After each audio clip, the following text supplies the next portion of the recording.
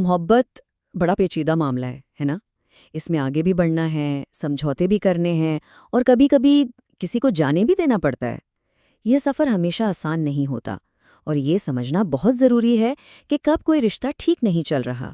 کبھی ایسا محسوس ہوا ہے کہ جو کچھ بھی محسوس ہو رہا ہے کیا وہ واقعی محبت ہے یا بس ایک خوبصورت دھوکہ؟ اکثر یہ الجھن پیدا ہو جاتی ہے، اور آج ہم اسی گتھی کو سلجھانے کی کوشش کریں گے۔ تو چلیں دیکھتے ہیں کہ محبت کی اصل حقیقت ہے کیا۔ سچی محبت اور جو صرف محبت جیسی لگتی ہے، ان میں زمین آسمان کا فرق ہوتا ہے۔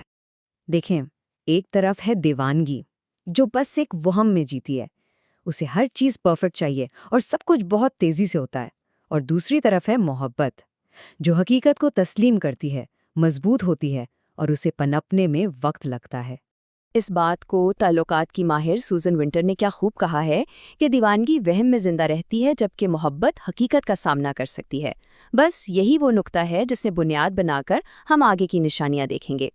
تو آئیے ان نشانیوں پر نظر ڈالتے ہیں جو یہ ظاہر کرتی ہیں کہ رشتہ حقیقت سے زیادہ ایک خیال یا وہم پر کھڑا تھا۔ تو پہلی نشانی، رشتے میں بہت زیادہ تیزی دکھانا۔ دیکھیں، دیوانگی کو رفتار پسند ہے جبکہ سچی محبت کو جڑیں جمانے میں وقت لگتا ہے۔ مطلب یہ کہ جب کوئی رشتہ بہت تیزی سے آگے بڑھتا ہے نا، تو اس کا مطلب اکثر یہ ہوتا ہے کہ ہم اصل انسان سے نہیں بلکہ اس کے بارے میں اپنے بنائے ہوئے ایک تصور سے جڑ رہے ہوتے ہیں، جیسے صرف چند ہفتوں میں ہی مستقبل کے بڑے بڑے خواب دیکھنا، یا ہر وقت بس اسی شخص کے خیالوں میں کھوئے رہنا۔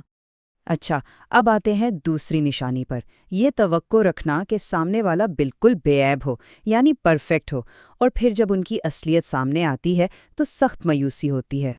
اور ایسا کیوں ہوتا ہے؟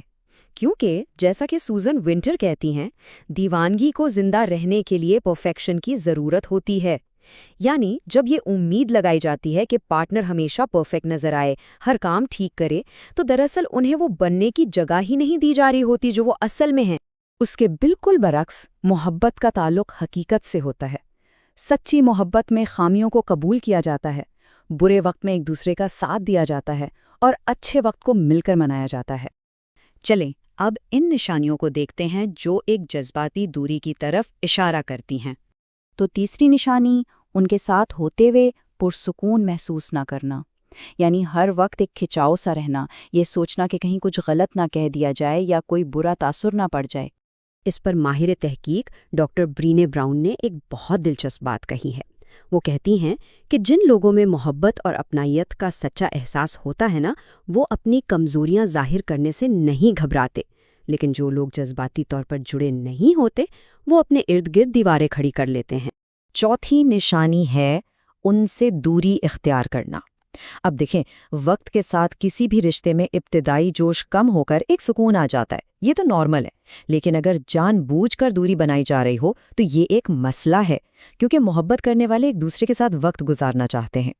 یعنی اگر پارٹنر سے ملنے کے بجائے دور بھاگنے کے بہانے تلاش کیے جا رہے ہوں، پلانز بار بار کینسل ہو رہے ہوں، اور دوستوں، فیملی یا یہاں تک کہ اپنے پالتو جانوروں کے ساتھ وقت گزارنا زیادہ اچھا لگ رہا ہو، تو یہ ایک بہت بڑا ریڈ فلیگ ہے۔ پانچویں نشانی، ذہن کا بھٹکنا۔ سیدھی سی بات ہے، جب ذہنی اور جذباتی طور پر پارٹنر پر توجہ نہیں دی جائے گی تو دل بھی آہستہ آہستہ دور ہوتا جائے گا۔ کتاب میگنیٹک پارٹنرز کے مصنف اسٹیفن بیچن کہتے ہیں کہ جو پارٹنرز محبت میں ہوتے ہیں وہ ایک دوسرے پر توجہ مرکوز رکھتے ہیں، تو اگر مشکل موضوعات پر بات کرنے سے گریز کیا جائے یا مسائل کو حل کرنے کے بجائے ان سے بھاگا جائے تو یہ صاف ظاہر کرتا ہے کہ رشتے میں دلچسپی ختم ہو رہی ہے۔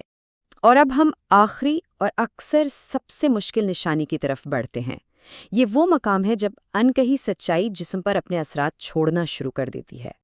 اور وہ چھٹی نشانی ہے بے چینی کا بھر جانا۔ جی ہاں، کبھی کبھی جو دل میں چھپا ہوتا ہے نا، وہ جسم کے ذریعے باہر آنے لگتا ہے۔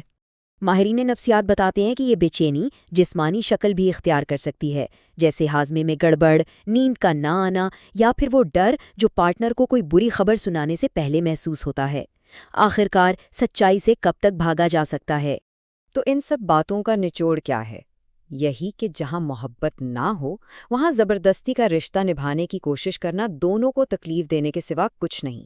اگر ایک رشتے میں محبت نہیں ہے تو دونوں ہی اس بات کے حقدار ہیں کہ وہ اسے کہیں اور تلاش کریں۔